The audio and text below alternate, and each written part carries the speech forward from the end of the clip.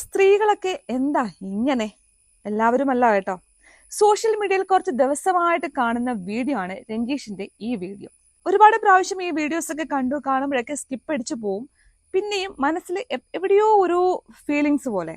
പിന്നെ ഈ വീഡിയോയ്ക്ക് പിന്നാലെ പോയി. എന്തിനും ഒരു രണ്ട് വശമുണ്ടല്ലോ. അപ്പൊ കുമളിയിലെ നിർമാല്യം എന്ന ബസ്സിലെ കണ്ടക്ടറാണ് ഇദ്ദേഹം. ഇദ്ദേഹത്തിന്റെ ഫ്രണ്ട്സ്, കൂടെ വർക്ക് ചെയ്യുന്ന ആൾക്കാര്, ആ ബസ്സിലെ സ്ഥിരം യാത്രക്കാർ, ഇവരോടൊക്കെ അന്വേഷിച്ചപ്പോൾ ഈ രഞ്ജീഷിനെ കുറിച്ച് എല്ലാവർക്കും നല്ല അഭിപ്രായം മാത്രമാണുള്ളത്. ആരും മോശമായ ഒരു കമന്റ് പോലും പറഞ്ഞിട്ടില്ല. വിദേശത്ത് ജോലി ചെയ്യുന്ന രഞ്ജീഷിന്റെ ഈ ഭാര്യ ശ്രീരഞ്ജിനി ഖത്തറിൽ വർക്ക് ചെയ്യാണ്. വിദേശത്ത് പോയതിനു ശേഷം അവിടെ വേറൊരാളുമായി പ്രണയത്തിലായതിനു ശേഷം ഈ കാമുകൻ രഞ്ജീഷിന്റെ മൊബൈലിലേക്ക് മോശമായ വീഡിയോസ് ഒക്കെ അയക്കുന്നു. സ്വന്തം ഭാര്യയുടെ മോശമായ വീഡിയോസ് ഒക്കെ വിദേശത്ത് നിന്നും വേറൊരാൾ സ്വന്തം ഭർത്താവിന്റെ മൊബൈലിലേക്ക് അയക്കുമ്പോൾ മാനസികമായിട്ട് ഏതൊരു ഭർത്താവും തകരും. പക്ഷെ ഇതിനേക്കാൾ കൂടുതൽ രഞ്ജീഷിന്റെ മനസ്സ് തകർത്തത് നെഞ്ചോട് ചേർത്ത് വളർത്തിയ തന്റെ മകനെ പോലും ആ രാക്ഷസിയായ ഭാര്യ തട്ടിയെടുത്തു.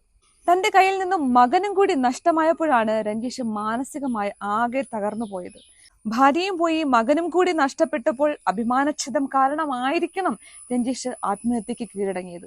ആത്മഹത്യ ഒന്നിനും ഒരു പരിഹാരമല്ല. ഇതുപോലെയുള്ള സ്ത്രീകളുടെ മുന്നിൽ ജീവിച്ച് കാണിച്ചു കൊടുക്കണം. രഞ്ജീഷിന്റെ ഭാഗത്ത് ഒരു തെറ്റുമില്ലെങ്കിൽ ആ മകൻ വളർന്നു വലുതാകുമ്പോൾ അച്ഛന്റെ ഭാഗമാണ് ശരി എന്ന് പറഞ്ഞ് അച്ഛനെ തേടി തന്നെ വരുമായിരുന്നു. അതുവരെയെങ്കിലും രഞ്ജീഷിനൊന്ന് കാത്തിരിക്കാമായിരുന്നു. സ്ത്രീകൾക്ക് നിയമങ്ങളെല്ലാം അനുകൂലമായപ്പോൾ ഇവിടെ പീഡിപ്പിക്കപ്പെടുന്നത് പുരുഷന്മാരാണ്. രഞ്ജീഷ് മരിച്ചത് കൊണ്ട് മാത്രമാണ് ഈ കാര്യങ്ങൾ ലോകം മുഴുവൻ അറിഞ്ഞത്. ഇതുപോലെ രഞ്ജീഷിനെ പോലെ ജീവിക്കുന്ന എത്ര പുരുഷന്മാർ ഇന്നും നമ്മുടെ സമൂഹത്തിലുണ്ട്. നിങ്ങളോടൊക്കെ ഒന്ന് മാത്രമേ പറയാനുള്ളൂ, ആത്മഹത്യ ഒന്നിനും ഒരു പരിഹാരമല്ല. സമൂഹത്തിൽ ഉയർന്നു വന്ന് ജീവിച്ച് കാണിച്ചു കൊടുക്കണം. അതുപോലെ സ്വന്തം ഭാഗത്ത് തെറ്റില്ല എങ്കിൽ നീതി കിട്ടുന്നതുവരെ അതിനെതിരെ പോരാടിക്കൊണ്ട് തന്നെ ഇരിക്കണം. രഞ്ജീഷിന് ഇവിടെ നീതി കിട്ടിയിട്ടില്ല. എന്നാലും ഒരു അഡ്വക്കേറ്റും കുറെ നാട്ടുകാരും സുഹൃത്തുക്കളും എല്ലാം രഞ്ജീഷിന്റെ നീതിക്ക് വേണ്ടി ഒരുപാട് പ്രയത്നിക്കുന്നുണ്ട്. നമുക്ക് ചിലപ്പോൾ സഹായിക്കാൻ നമ്മുടെ ഏറ്റവും അടുത്ത ആൾക്കാരായിരിക്കില്ല നമ്മളെ തേടിയെത്തുക. ചിലപ്പോൾ നമുക്ക് ഒരു പരിചയം പോലും ഇല്ലാത്ത ആൾക്കാരായിരിക്കും ഒരു സഹായത്തിന് നമ്മുടെ അരികിൽ എത്തുന്നത്.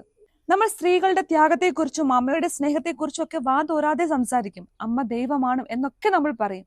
പക്ഷെ അച്ഛനോ? അച്ഛന്റെ സ്നേഹം അത് കടമയാണ്, അതൊരു ഉത്തരവാദിത്തമാണ്, അല്ലെ? അച്ഛൻ തളരാൻ പാടില്ല, കരയാൻ പാടില്ല. തന്റെ കുഞ്ഞിനെ നഷ്ടപ്പെടുമോ എന്ന ഭയം അമ്മയ്ക്ക് മാത്രമല്ല, അങ്ങനെ ഭയമുള്ള അച്ഛന്മാരും നമ്മുടെ ഇടയിലുണ്ട്. ഈ കാമുകന്റെ കൂടെ വിദേശത്തിരുന്ന് സുഖിക്കുന്ന ഭാര്യ കാമുകന്റെ നിർദ്ദേശപ്രകാരമായിരിക്കണം കുഞ്ഞിനെയും തട്ടിയെടുത്തിട്ടുണ്ടാവുക. എന്തായാലും രഞ്ജീഷ് മരണത്തിന് കീഴടങ്ങി. ഇനിയും അവരെ സുഖമായി ജീവിക്കാൻ അനുവദിച്ചുകൂടാ. തെറ്റ് ചെയ്തിട്ടുണ്ടെങ്കിൽ എല്ലാവരും ചേർന്ന് ശിക്ഷ വാങ്ങിക്കൊടുക്കുക തന്നെ വേണം. ചില നിയമങ്ങൾ നമ്മൾ മാറ്റി എഴുതാറില്ലേ? നമ്മുടെ നിയമങ്ങൾ മാറ്റി എഴുതപ്പെടണം.